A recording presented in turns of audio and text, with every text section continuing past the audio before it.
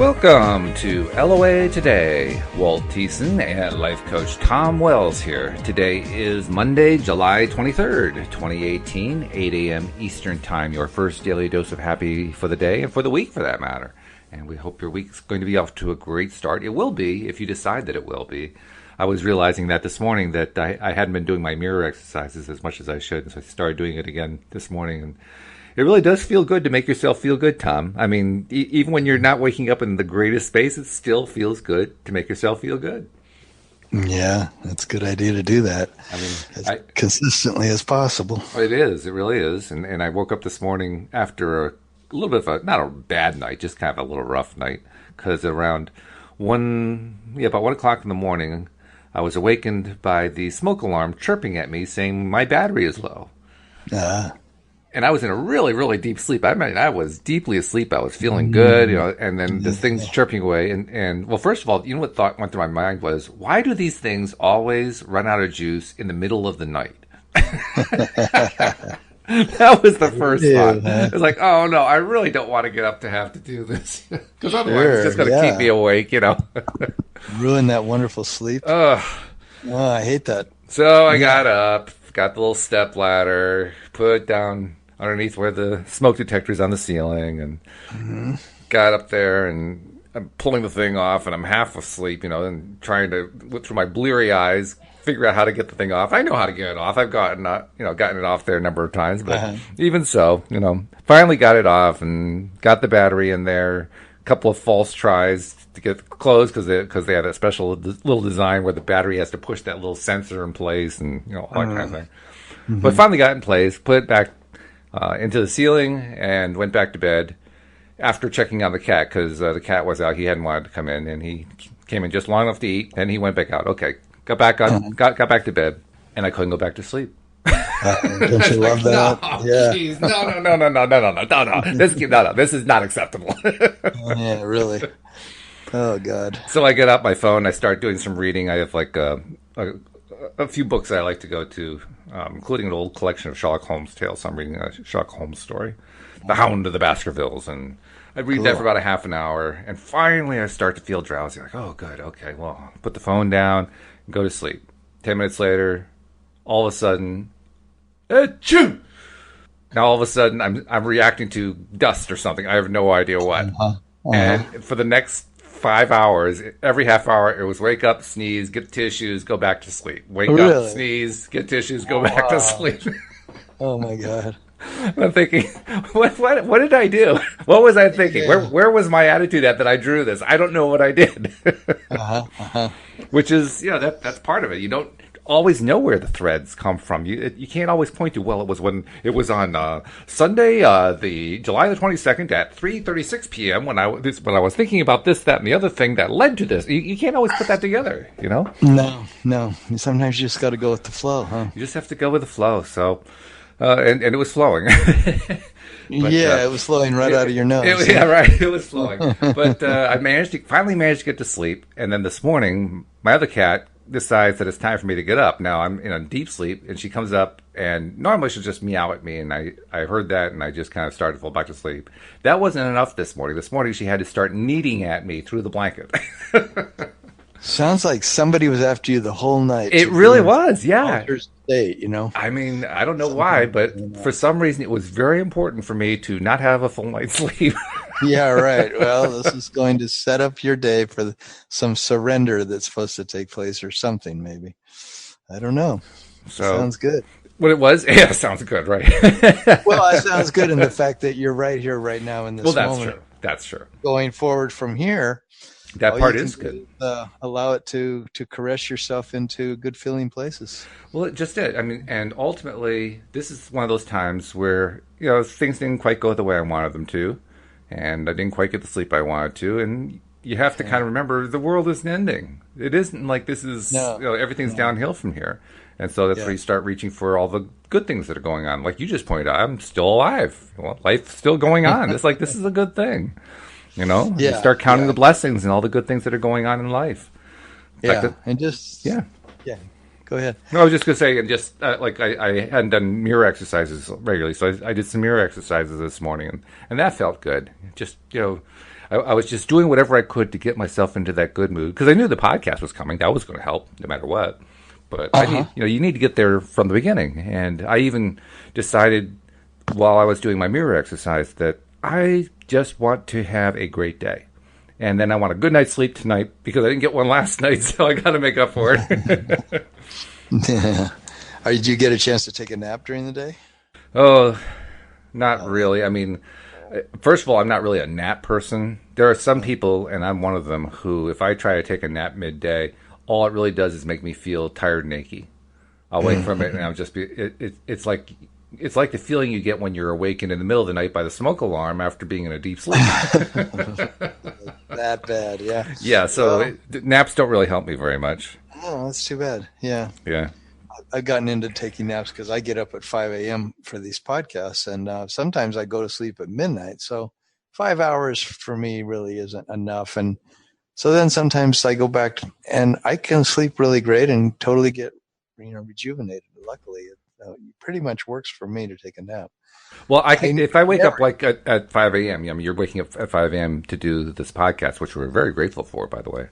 And if I do something like that and I get up and I'm doing something for a while, I can go to bed early morning and in my mind treat it like it's just I'm extending my sleep. I'm not taking a nap. I'm just extending the sleep. And if I do it that way, I can sleep. There's some kind of mental block I've got when it comes to treating it like, quote, a nap, unquote. And I don't know what it is. Yeah. Well, I used to never take naps. I didn't even, they weren't a part of my reality because I had so much energy that once I was awake, I just went the whole day. And, of course, I didn't ever hardly go on 5 hours of sleep, but usually more than that. But now that I don't know what it is, I guess getting older, taking naps is just part of I love it, and a lot of days I do take a short nap, and sometimes it's hard to get up and get going again. That's the weird thing about naps sometimes. But once I'm up and then I start moving around, then I can get going. Then I start feeling the rejuvenation from it. Well, what I also realized that even in a case like this where I just didn't get the quality of sleep I was looking for, I got actually quite a bit of sleep last night. It just wasn't that continuous sleep that you like to have, right? Yeah. And on a day where I just didn't get that kind of continuous sleep that I really, really like to have, it's up to me to decide how I'm going to react to it because it's not that big of a deal. I mean, really, when it comes down to it, it really isn't that big of a deal. Right. You can function. Huh? So will I treat it like a big deal or not? I mean, I'm kind of treating it like a big deal just because we're talking about it here at the beginning of the podcast. But I'm also, even as we're doing it, I'm telling it in a funny way to get myself to laugh, to get you to laugh, maybe get our listeners to laugh, and to just feel differently about it. Because I could be telling the story of, oh, God, I can't believe I couldn't get any sleep last night. That would be a much worse story to tell. Yeah. Then you could carry that energy. All the way through the day. Yeah. Well, our podcast today, is about letting go and letting God, letting life flow, letting source to go. Yeah. Letting source do it. And I put a little quote in there describing this show because it described it so beautifully. It's a little quote by Abraham that said, "The river of life is big and real and always moving, and the art of allowing is to learn to navigate in the stream." And the first thing that you must understand in this stream of life is that it is benevolent and that it adores you and that it takes you all of the places that you want to be and that you may trust it. And I thought, wow, that's one of the best quotes I've ever read from Abraham-Hicks is because it, man, this is where I want to live, is in this place of allowing and going in the flow of the stream of life and letting go of the oars, and stop rowing upstream, stop trying so hard to do my processes. And they were saying, people say, well, okay, I'm in the river, I'm in the stream. Let me put a motor on my boat and I'm going to get to where I want to get to. And we're going to get these processes done. And I'm going to have the life I want to have. And they said, is that an upstream thought or a downstream thought? And, of course, we have to always feel that out. Like, what are we putting into our life? And this downstream stuff is very forgiving and very liberating for me. Oh, yeah. Yeah, I mean, really the tough question you place. just raised, is it an upstream thought or Mm-hmm. is it a downstream thought?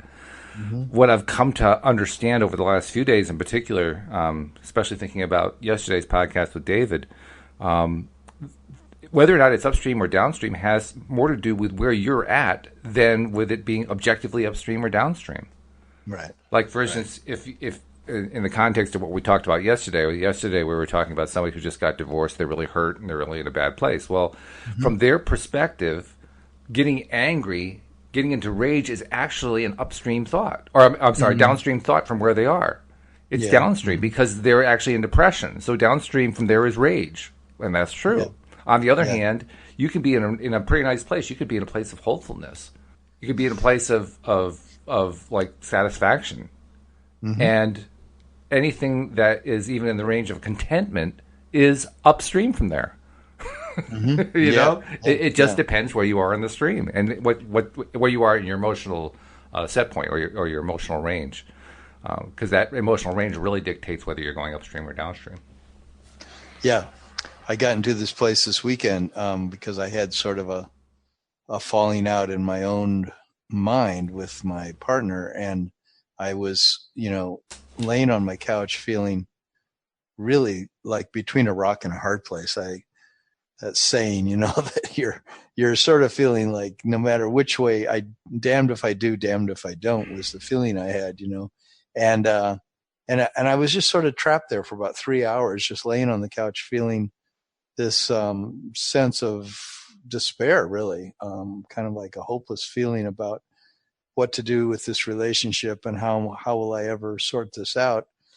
Because sometimes it's so good and sometimes it's so troubling to me, and I just let go, and I just said, look, this is just where I'm at. I couldn't even think about a better feeling story. I mean, I kind of always do, I guess, in the sense that I'm not gonna feed myself a horrible story. If I start thinking thoughts of despair and things getting worse, I'm not going to go down that path. But I also didn't have the energy or the wherewithal to think, just try to think my way through the situation. I had to feel my way. And in feeling, all I could feel was this feeling of, it didn't feel good. It felt bad. It felt really bad. And so I just sort of stayed in that feeling for quite a few hours, just laying there and kind of meditating. And then I got up and I I talked to my girlfriend, and I went over to her place and had an incredible, beautiful evening, and everything turned out so nice, and I feel really good now, and Wow, very good. and but it was all just done by just feeling, just accepting that, look, this is how I feel, and that's all there is to it. And I don't know what's going to happen. I don't know what's going to happen in the relationship. I don't know what's going to happen to me, but I'm just going to have faith, and I'm going to just like know that the stream of life will carry me. It'll carry me further along. And the thing I love about this quote of Abraham-Hicks is that they're saying that, that if the stream of life is benevolent, isn't that? And that's got to be one of the biggest, to me. I've been saying it for years that life is benevolent and benign. And then they're saying that, yeah, not only that, it adores you and it takes you everywhere you want to go, and you can totally trust it. And if you really think about that and step back a little bit and look at all of the situations in our lives, isn't that incredibly liberating if you believe that? Mm-hmm. And Yeah. you live by that there's a stream of life that's constantly flowing. It's benevolent. It's going to take you where you want to go, and you can put all your trust in that. You can literally let go of all your struggling, all your effort to row your boat anywhere, and put the oars down in the boat. The river will turn the bow of the boat in the direction you want to go, and you just let go. And everything is going to get taken care of for you, whether you like it or not. It reminds And me of the Mike Dooley story. I don't know if you've heard this one, but this was from before he became Mike Dooley, the famous advocate for the law of attraction. Back in the days when he and his mom and his brother had their T-shirt business, which is what Tut.com was for. That's their website. And the T-shirt business had kind of died, and they were closing the business. And now he was trying to figure out what to do with his life, and he ended up he was formerly trained as a CPA, as an accountant, so he was trying to get work as an accountant. Couldn't get any work. Nobody would hire him. And his life was just kind of sinking in front of his eyes, and his savings were drying up. It's like, oh my God, what am I going to do? And he got to the point where he had like 3 options, and he describes them this way. He says the first option was the sucky option. And then the second option was the suckier option. And then the third one was the suckiest option. There were no good options. I see. And he talks about just what you talked about. He just kind of let go. He said, I don't know what to do. I give up. I let go. And shortly after that, this little email list he'd been sending out, sharing his thoughts about what he'd learned within himself about how the universe works and so forth, which he called Notes from the Universe, started to take off. And all of a sudden, people were subscribing in large numbers. And then just one thing led to another, and all of a sudden, he had a brand new career. Oh, wow. Yeah. But he had to let go of those 3 suckier, and suckiest options before that would happen. Yeah, I forgot one little part of my story this weekend, laying on the couch, was the way that I finally made, I think the things started to move was I finally just said, well, I'm going to give up this entire thing to my higher power, to source, because I can't figure this out at all. So I said, okay, you guys got to totally take care of this, and I realized that, I don't know why I don't do that earlier, but I did it when I reached the end of my rope of despair. Then I said, okay, I can't think about this anymore. There's nothing I can do to make this better that I can possibly even imagine. So I'm just going to give it up completely. And that's what I did. And then the question was, should I stay home or should I go over and see my partner? And the one that felt better was to go see her, and didn't know why. But in doing that, it was like everything unfolded, and all this beautiful stuff happened. And my evening became not only, better, it became incredibly delightful. So, yeah, I mean, trusting and going with the flow is a huge thing. And I'm always looking for the panacea, No, but, sure. But Who I'm isn't? beginning to think that this is it for me today. This is definitely like going with the flow and trusting life completely, and knowing that it's benevolent and benign, and that it's going to take me everywhere that I need to go and everywhere I want to go, and that I'm going to totally trust and quit struggling to try to make things happen. And it's quite a learning to be in that place. Mm-hmm. Yeah, and also taking it to the point of view that this is the way I look at it. You tell me if you look at it differently. Not only just allowing the river of life to take us where it's going to take us, and just trust in its benevolence and trust that it's going to all work out in the end and so forth. Beyond that, like when I was doing my mirror exercise this morning, I was literally saying to myself, Louise and I, we need to get into that higher place, and we need to stay there. We really need to stay there. And just the rest of it, I mean, here are the goals. Here's where we want to get to. We aren't really sure how to get there, but we do know this much. We need to get into that good feeling place. So among other things, I was asking for help getting into the good feeling place. I was saying, Source, I'm going to do everything I can, but I need you to help me. I need you to help me. And of course, Source is always helping me anyway. But nevertheless, that's a way of releasing. That's a way of letting go. Yeah. And then Source gives you an entire podcast that's about letting go. And isn't that amazing? Yeah. And so hopefully that then locks into your day just this great message that, wow, I'm gonna today try letting go a whole bunch. I'm just gonna let go all over the place and trust that things are gonna flow. I'll do my part, but I'm gonna just take it easy and just trust. It's funny. There's a much bigger love taking care of things than I could ever imagine. Yes. It's funny because as we're saying that, as you were literally saying those words and I was saying what I said a moment ago, I can feel myself melting into my chair. That's cool. Yeah, it is cool. That's how I know that I'm moving in the right direction, because it feels better, right? That's what we're looking for here. Exactly. Releasing resistance.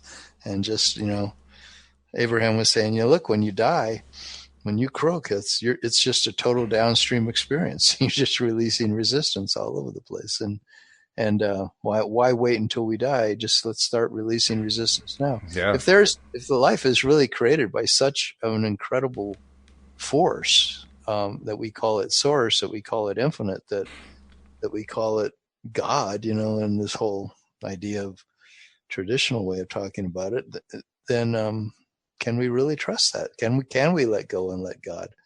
And I'm just gonna keep experimenting in that arena and just keep letting go. Well, clearly we can. I mean, the evidence is overwhelming that we can for the reason you gave. Everybody dies. And when they die, everybody releases. So clearly we're capable of doing it. The only question is, are we going to do it now voluntarily in a way that promotes our lives? Or are we going to wait until the last possible second when we are completely trapped, we have trapped ourselves in every possible way, and then we finally let go so we can pass on? That, to me, is not like the best way to do it. To me, the better way is to learn to do it now, not to learn to do it later. Not that I want to die, but rather I want to live. I mean, I want to really live. Because it's not like when you release, the end is death. When you release, the end is life. The end is joy. The end is passion. It's excitement. It's abundance. It's all the good stuff that we're waiting for and looking for and hoping for. And that's why we do this podcast. I do this podcast anyway. I do it to keep convincing myself, Walt, let go of the oars. Walt, let go of the oars. There you go. Yeah, it's like such a habit that we have of thinking that we have to do it, we have to do it, we have to do it. It's our responsibility. My life is my responsibility. I've got to make this stuff happen. And what I'm getting more and more is there's only one stream that's flowing. That one stream is nothing but well-being. And everything you want it because you think you're going to feel better in the having of it, the money, the house, the lover, the health. And so it's all downstream. It's all in the good feeling place. And so the only way to get to a good feeling is through a good feeling. And it's set up so that the entire stream that we're flowing in is made of well-being. And it's like, really? It's like, it's all that easy, and it's all downstream. And so all I got to do is relax and release and let go and know that life is good, and everything I want is just going to flow into my experience. All the money, all the health, all the relationships. Yeah, that's how it works. So I mean, the only problem that I have is that I try too hard. Yeah, that's the only thing. You're trying too hard. You think it's on your shoulders. So you make your life difficult. It's like, oh, it's like it's almost like I'm incredulous to hear all that, because it's like, oh, yeah, it can't be that easy. That's the typical reaction, to be incredulous, to feel like that can't be. That's too simple. Too simplistic. That's what that is. It's too simplistic. Yeah. Can't be that. And there are so many myriad ways we're good at paddling upstream. Yeah. Because we're good at those. We got paddling upstream down pat. And we do it in our personal lives, in our relationships, in our careers, in our situations with money, in our health. And we do it in every aspect of our lives. We're so good at paddling upstream. And the moment that the going gets tough, the tough get going, they start paddling even harder. Mm-hmm. We get really, really, really good at paddling upstream. Ultimately, that raises a question in my mind. Well, if we're so good at paddling upstream, why do we have to keep doing it? To prove it? What's the gain? Where's the advantage? Because, the paddling upstream hasn't gotten us to where we want to be. Yeah. Maybe at some point we just try the downstream just to try it. Well, yeah, exactly. And, it's the thing is that so many people are brought to that point of paddling downstream when something really intense happens in their life. They're almost in an auto accident, or they get some illness and they're going to die, but they somehow survive, or they have a near-death experience and they see the other side and they realize that there's the only thing awaiting them is this amazing, light, beautiful experience of total divinity and wonder and awe and beauty. And they go, oh, and they come back to this life and they go, oh, I'm going to let go. I'm going to start having fun. I'm going to make my life, let my life be pleasurable and beautiful and easy. And yeah, it's, intrinsic in some of those stories is a question that they raise to themselves, particularly at the passing over experience, where they get some sense of what it's like in the non-physical.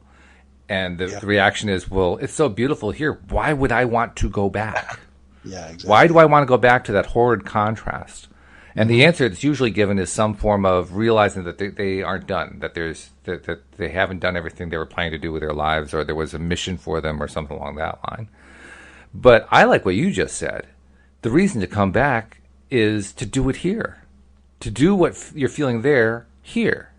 That's a great reason to come back, I think. Yeah. But it seems like when you're in that state, that you're in the unseen realm, you're not in a body yet, and there's this idea that I've heard many times, and especially from Abraham, is that you got to make this. You're making this decision to come here. You're making a choice to come here, and you're excited. You're excited because of contrast, and you're thinking, ooh, I want to get over there and play with the contrast. Yeah. This is so much fun. And I'm thinking, God, what a delusion. It's like, you thought this was going to be fun,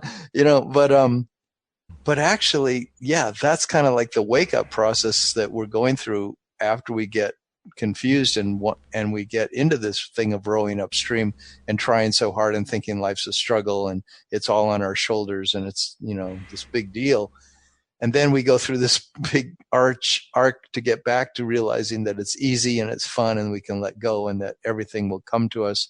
It's all designed in a benevolent and benign way, and we can trust. And it's like somehow I think if we get on the other side, we must just go, oh, wow, what a play that was, Yeah, right. What a sitcom that was. I actually took it like it was serious some of the time. Mm-hmm. In fact, a lot of the time I did. And, but yeah, it's like you're saying, we actually wanted to come here because we wanted to go after all these desires we have and watch how we go through all these changes and then we get what we want and it's really fun and we learn how to flow. We learn how to let go. Well, that's just it. I mean, there are a couple ways, there are actually an infinite number of ways, but in general, I can kind of divide them down the middle and say, well, half of them are over here, half of them are over there. Over here, there are a whole bunch of reasons to come back and a whole bunch of ways to come back that basically amount to, I want to ride the enjoyable ride. I want to really have fun and enjoy this living experience in this contrast. And on the other side of the fence, there's the, oh God, this is like aspiring to wake up so I can go put my fingers in the wall socket. Two different ways of looking at the same thing. That's right. That's right. And that's really what the choice comes down to. Which way do we want to look at it? If we look at it the first way, we're going to end up having a fantastic life. If we look at it the second way, we're going to have a miserable life. Which do we want? Yeah.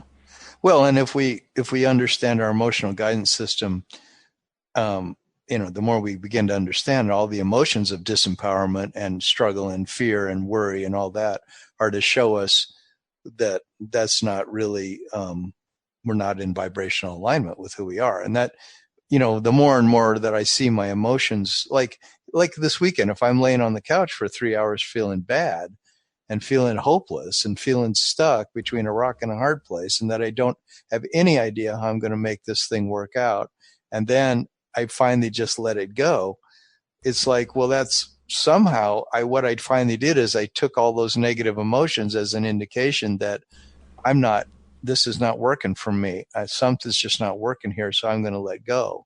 And other times when I feel more in control, I personally make some choice to turn my boat. I say, well, I'm going to go out and just go for a walk and look at the beautiful trees in my neighborhood and just forget about this, and then I come back from the walk and I might feel a lot better. But actually that day I had gone for one of those walks all along this beautiful creek and incredible trees and birds and everything. But it hadn't changed my head because the feeling of heaviness I had in me was so strong.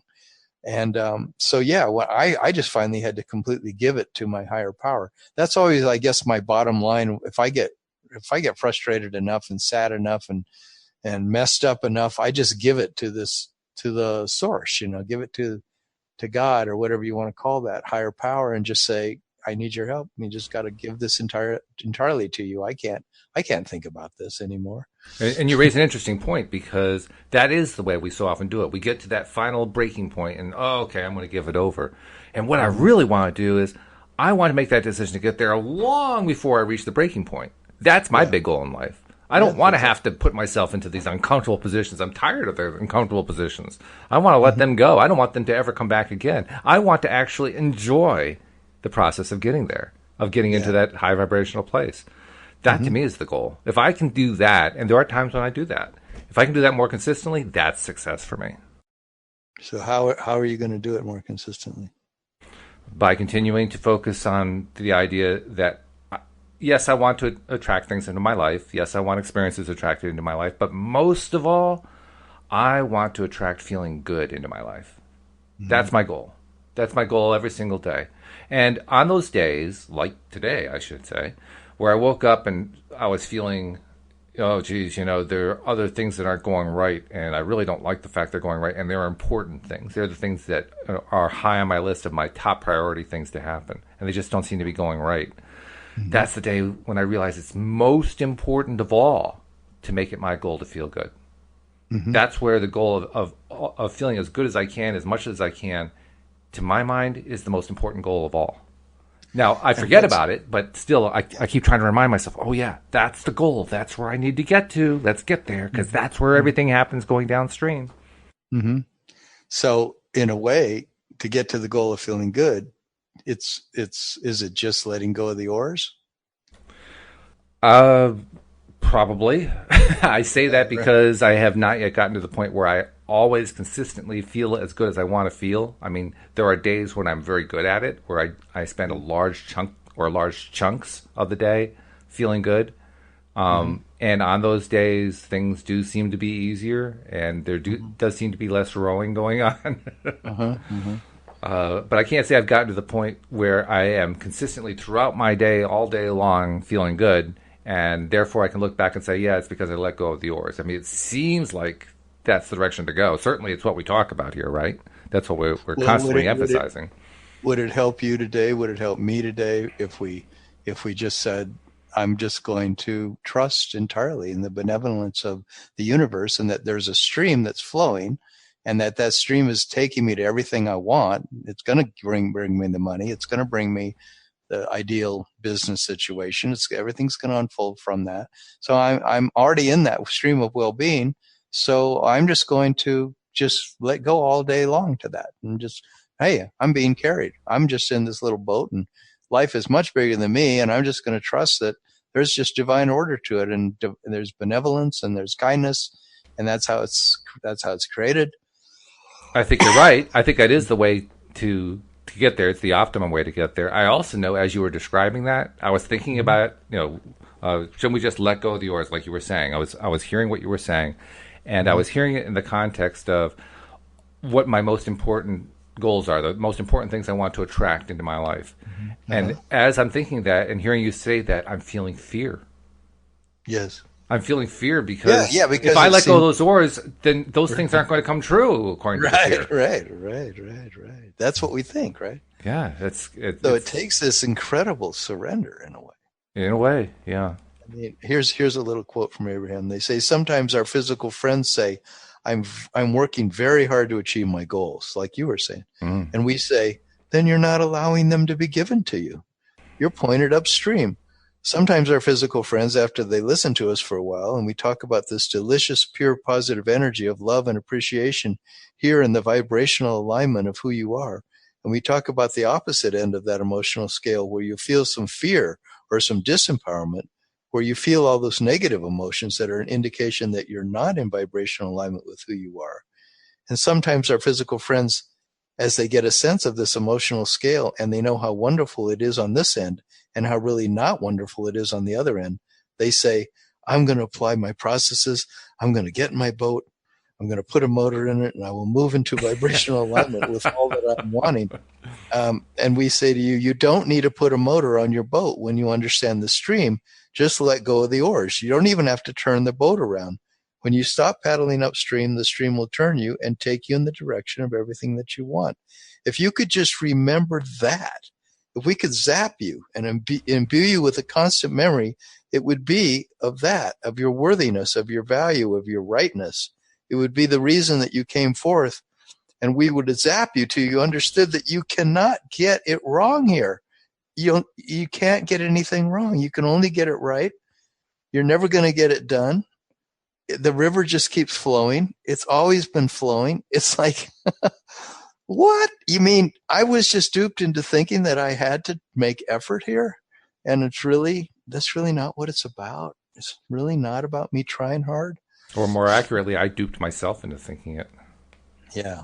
I mean, yeah, I was influenced by, my parents, by the society around me, by social structures, by all that kind of stuff. But nevertheless, I did the duping. Mm-hmm. I really did. I'm still doing it. And still, yeah, I'm really good at it. I don't want to keep saying that, because then I will keep doing it. So I want to say, I'm going to keep looking at this.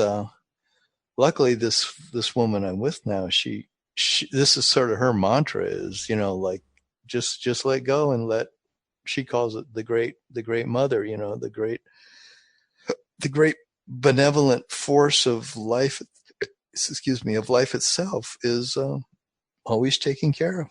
And, and I think there is a place though to have always, check our attitude about it, obviously, because if our attitude is one of fear, then we aren't really trusting. Yeah, well, that's just it. The idea is to pay attention and find out when are we feeling the stuff we don't want to feel, and use that as a signal that says, okay, time to make a little bit of a shift and let go some more. Yeah. Oh, I guess I wasn't trusting enough. I was feeling fear. Yeah. Oh, I guess I wasn't trusting enough. I was feeling hopeless. I was feeling stuck between a rock and a hard place. That's definitely not allowing and trusting that this is going to all work out for me. It's going to work out the way it's supposed to work out. And maybe I won't end up with her. Maybe I'll end up with a different partner, but it's all going to work out the way it's supposed to work out. So I'm just going to go have a good time and enjoy myself to the max, because I'm being taken care of. Everything's going to flow. Everything flows when I let go. Has a nice rhyme to it, actually. It does. Put it on a T-shirt, right? Everything flows when I let go.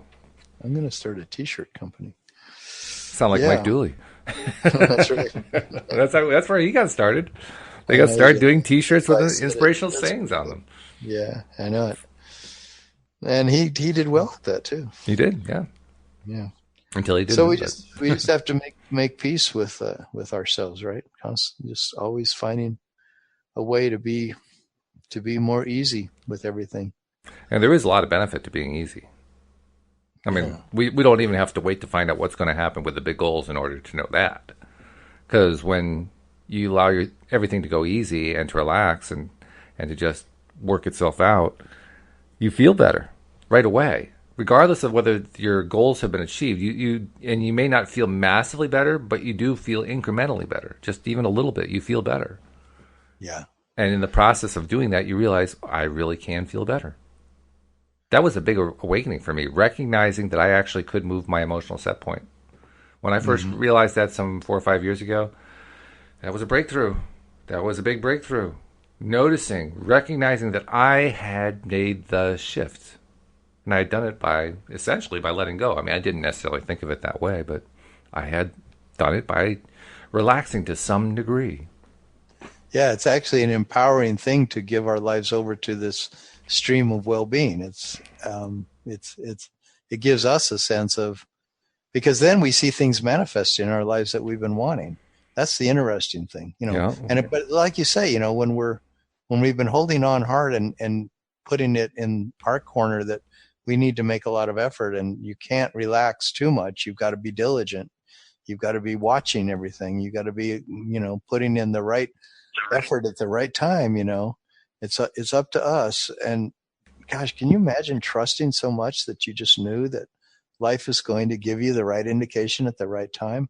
It's like my alarm clock. I set my alarm so many times for a certain time, and I wake up a minute before it's going to go off all the time. Just in perfect time to shut it off. Wow.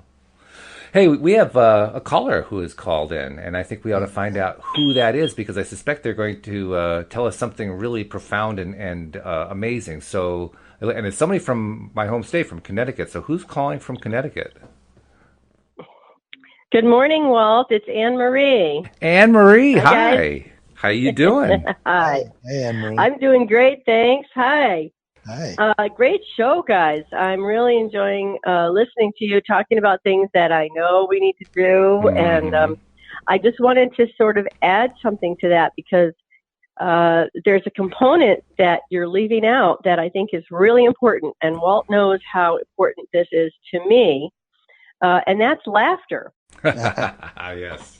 You know, it's like when you get to that point when you recognize that you have to let go, and it's hard to, if you can force yourself to laugh, which is not an easy thing to do when you're in that situation, because that's not when you normally want to feel like laughing. You really want to feel like crying or screaming or pulling your hair out, right? But if you can force yourself to laugh in that moment and just keep forcing it, eventually your laughter will turn into a real laughter and you can laugh at yourself, and it really helps you to get into that flow. Really, really, really helps. Sometimes it comes out sounding rather demonic, you know, because you're not in a happy place. The people around you might look at you a little crazy, but hey, they get to know, hey, she's doing laughter yoga. And that's where I got this from, is laughter yoga, which is just training yourself to laugh when you don't feel like laughing. It helps you change your vibrational state. Mm-hmm. And it's a great tool to have in your tool belt to change your state of being, so that you're not so focused on the negative, but now you can focus on the just letting go, just like you guys are saying. You know, you just got to let it go. But it's hard. It's not an easy thing. It's hard. But that's one tool that I use that really helps. Oh, that's good. And Tom, I know you're a laughter yoga freak too, so it's great to have the two of you on the podcast talking at the same time, because you guys can share the laughter yoga notes. Well, you know, I had a real good experience with laughter where I'd heard the saying always, like, you know, if you can't laugh at your life, you're missing the point of your life. And I always thought, I don't laugh very much at my life. I take things really seriously most of the time. And I remember over the years, this was during the last four years, is going through a lot of big changes in my life. I actually was able to spontaneously start laughing at things, and it felt so good, you know. With that, I would laugh at a place in the past where I would have felt really bad, you know, really felt really down. So I appreciate that suggestion to remember about laughter. It feels so good, yeah. I'm wondering if we should be doing a laughter podcast. Oh, well, I'll tell you. We're doing it. It's hard to laugh for a long time. My laughter yoga instructor, Milan, man, she is awesome. She could laugh for 20 minutes straight, 40 days in a row. And I'm telling you, that's to me like climbing Mount Everest. Have you tried it? I mean, it's hard. It's hard on your stomach. It's hard to laugh for that long. Sometimes I'll try to see how long I can laugh for when I'm in the car. And honestly, I have not made it to 3 minutes yet. No. Really? Wow. Yeah. Do you ever get into really feeling that it's funny that you're trying to laugh so hard? Oh, yeah. Frequently. Yeah, I do. Why am I doing this? Yeah. Well, especially when my staff is like commenting on the other side of the wall. They're like, yeah, she's doing laughter yoga. Yeah, it's okay. Yeah, I know it sounds weird, but you know, you have to laugh at yourself. I think that's if what makes it you even do it better. in front of a mirror. Do you ever do it in front of a mirror? You know, I have not really practiced that. I've practiced, you know, like Walt was doing, looking into your eyes and talking about how you love yourself into a mirror. But I've not actually laughed into a mirror. No. Why? Is that helpful? Well, I think, I've done that. Yeah. I mean, I haven't done it exactly on purpose, but when I see myself, I often laugh because I look so funny. Yeah. Look at that guy. You know, but no, it's funny just to goof with myself, you know, because I've always been a goofball. That's the role I played in my family growing up, was a little bit of the goofball.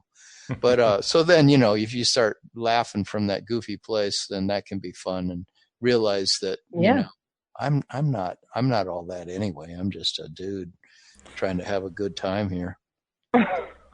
Right. Plus, one of the things I've always admired, I've admired comedians for years. not because I like all comedians. I actually don't. There are many comedians whose humor just doesn't resonate with me at all. A lot of it's very anger based and so forth, and I just don't really care about that. But even so, I admire the ability of comedians to find things to be funny. Because that's what you have to do when you're a comedian. You have to, I mean, especially if you're going to do stand-up. You try to work out 3 or 4 minutes or maybe 5, 6, 7, 8 minutes of stand-up comedy. You got to work it all out, right? Unless you're Robin Williams, who can just fling it. But for most comedians, they have to work out what they're going to say and how they're going to get you laughing and keep you laughing. And it takes work. It takes work to do that. But nevertheless, they learn over time how to find things that are mundane to be funny. Mm-hmm. And that's a great art. That's a wonderful art, I think. That's a skill I'm still trying to learn. And the more I learn it, the more I laugh. And the more I laugh, the more I realize this is a good skill to learn. Yeah, I agree. We have an open mic on Monday nights called Anything Goes Open Mic, and we get a lot of comedians who come in who are practicing, who are trying out new material. And you see how hard it is to not only find those things in life that we can make fun of ourselves at and all resonate with, because you don't want it to be isolated. You want it to be something that we can all resonate with, that we can all laugh at ourselves about. Right. Yep. And so just finding those things, like you say, it's tricky. And then finding a way to present it in a way that's funny is also difficult. So you see them working it out, and you see them like week after week getting better and better. And it's not easy to get other people to laugh. And to find those things to laugh about, but I agree with you. I appreciate good comedians who can do that. I mean, I don't even try to make other people laugh. If I can make myself laugh, that's a victory. If I can make myself laugh, maybe somebody else will laugh too, and I can live with that. That's good. Okay. But if I make my goal, I'm going to make Anne-Marie laugh, or I'm going to make Tom laugh. Forget it. I'm dead in the water. I got no prayer at all. My best hope is to make me laugh. Then I got a chance. Otherwise, forget it. Yep. But I find that especially when I'm at work, because I'm there a lot, but when I start laughing, except for my staff, because they kind of know what to expect now. But other people, when they're around, if they see me and start laughing, even if they don't know what I'm laughing at, they'll chime in and they'll start laughing, because it's true. Laughter is contagious. You have to actually block it from happening. If you're around it, you just want to laugh. And so sometimes I do get everybody into a laughing fit, just because why not? It's good for the soul. It's good. It's just good. So sometimes we just get into that, so that's good. I love what you said too, that you have to block it. And I'm thinking to myself, yeah, we do that, but why would we want to block laughing? Laughing feels good. Why would we block that? And yet we do. I mean, I don't understand that. Why do we do that? Well, I think people are self-conscious about it. Maybe people that's are, what it is. people don't.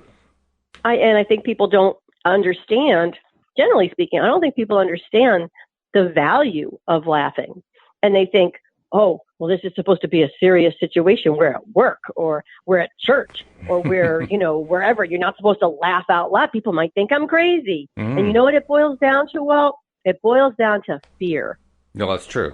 Because they fear they're going to be made fun of if they're laughing. Yeah. Or they fear, people won't think that they are doing something appropriate because those other people don't understand what you're doing. So I think it boils down to fear.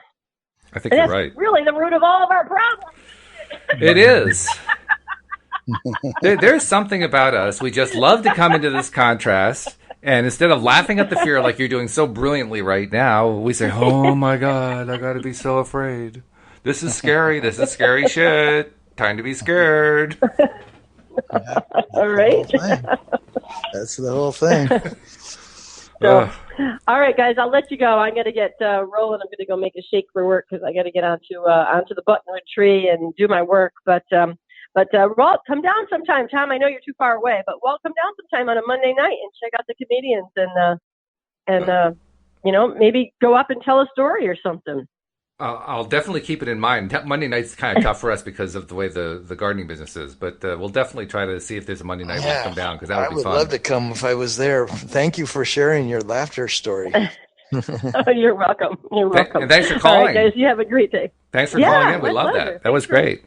Yeah. Thanks for being there to listen to. All right. Take care, All right, Anne-Marie. guys. We'll see you again. Take care. Bye-bye. Bye-bye. Thanks. Anne-Marie, she's terrific. And what she does with the buttonwood is just an amazing thing. I mean, it's something where she works very hard to get grants from arts councils and donors that support the arts and so forth, and she holds that whole thing together. She's the glue that holds it together, and as a result, Middletown, Connecticut has this expanse of alternative arts that they would not otherwise have. And so I want to say kudos to you, Anne-Marie, because you're terrific. You really are. Is Anne-Marie married to Mike? Yeah, Mike and Anne-Marie, right. Mike's like a ball of energy. Yeah. Mike is just incredible. You get into a conversation with Mike, and you can practically see him shaking with energy. It's amazing. That's cool. Yep. He loves life. He loves life. He loves smiling. He loves laughing. I mean, it's kind of amazing to hear the story, and he'll often tell it about how he and Anne-Marie met, because he responded to an ad on Meetup, I think it was, for one of the events that Anne-Marie was sponsoring, and came to the event, and it was a laughter yoga. It was a laughter yoga event, and he thought that was the craziest thing in the world. Well, this guy is one of the most natural laughers you'll ever meet. And here's this guy who's a natural laugher who's talking about how difficult it was to conceive of the idea of doing laughter yoga. It's really interesting. It's interesting to talk to him for that reason. Yeah. I've actually kind of had resistance towards laughter yoga because it just seemed like too much pushing to try to create something, but I have done it to the point, especially like in comedy improv, going and we have these exercises we do before we do improv scenes to loosen us up and to get us in sync with each other. And one of the things we do sometimes is that we all start laughing, and we practice each time. You're supposed to do a different kind of laugh. Like it'll go around the circle and each person's supposed to come up with their own unique laugh and see if they can get everybody else laughing that particular laugh. So we all try it, like someone will do just a really strange sounding laugh, and that'll crack everybody up because it's so strange. Yeah. Well, I have to agree. Okay. Well, I have to admit, I mean, it's strained at first, and that's probably the biggest objection I have to it. But by the same token, I don't really buy into the idea that just because everyone else in the room is forcing themselves to laugh, that I have to force myself. I instantly start thinking in terms of what makes me laugh. Instead of trying to force it, what do I find funny? And then I try to find something funny so I can laugh at it. That, to me, is a much easier way to go. So it may not be traditional laughter yoga, but I don't care. It's what works for me. Yeah. And also, I try to find where the energy in me is that kind of is flowing in that loose way. Like what if everybody's trying to laugh and I go, ha, ha, ha, ha, ha, ha. I mean, I can find some way to use my energy that feels sort of fun to me. Like she said, it might sound diabolical at first, but then you just keep playing with it, and you can have fun with it. Well, even the diabolical part, if you recognize that it sounds diabolical, you can laugh at the fact that it sounds diabolical. Exactly. Yeah, that's what I was just saying. Yeah, just how Louise calls it her evil laugh. Her evil laugh. And she used to love that. She used to work in daycare for a number of years. She worked in daycare, and little kids love the evil laugh. They just love it. So you can use almost anything. Just a question of what's it going to take for you to laugh. Yeah. So what we've decided on this podcast is that there's nothing serious really going on, that we're completely taken care of by this stream of well-being. And so we just got to lighten up about 100% more. And it really comes down to, are we willing to keep doing it? This is where I really trust what Abraham teaches about beliefs, that a belief is a thought you think over and over again. And it's true for any kind of thought. So therefore, it's also true about believing that allowing the boat to turn and go downstream on its own is going to get you where you want to be. You want to trust in the going downstream, you have to keep thinking in terms of trusting to go downstream. Even if it feels kind of tense at first. It's like the laughter yoga. At first, it's like you're pushing, you're efforting to believe that you could actually just let the boat go downstream and it'll work. Mm-hmm. But, hey, that's better than paddling upstream.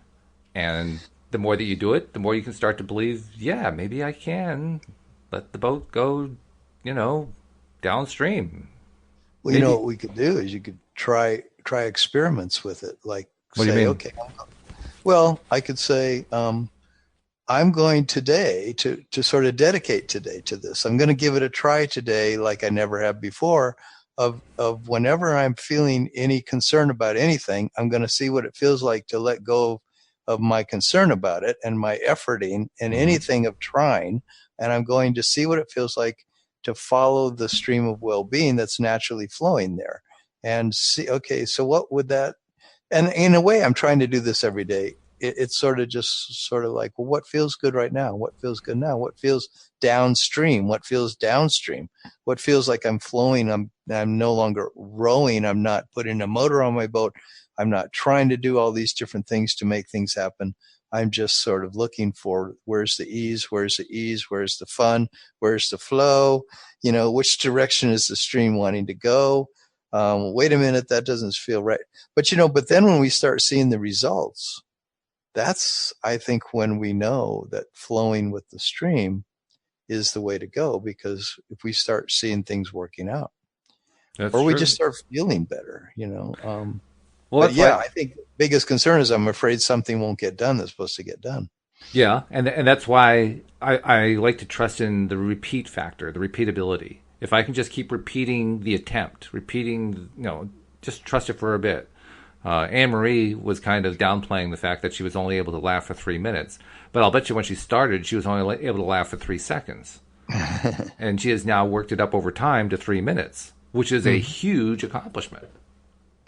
So the same thing can be done with letting go of the oars. We can practice letting go of the oars for 1 second. And then we can practice it for 1.5 seconds. Yeah. And then for 1 3/4 seconds. And just over time, practice doing it a little bit longer, a little bit longer, a little bit longer. Not worrying about the results, not worrying about what's going to happen. Just trying it again and trying it again and just letting it play out as much as you can play it out. That's what I found worked for me in terms of moving my emotional set point. If I could move my emotional set point for 1 second, then I knew over time I could move it for 15 seconds or for a minute or for 5 minutes or 10 minutes or 20 or 30 or an hour or 2 hours. Yeah. And, you could put up, what I've done a lot in my life is I put up signs around my house. Like I take eight and a half by 11 piece of paper in the printer, and I'll print out in large letters a quote.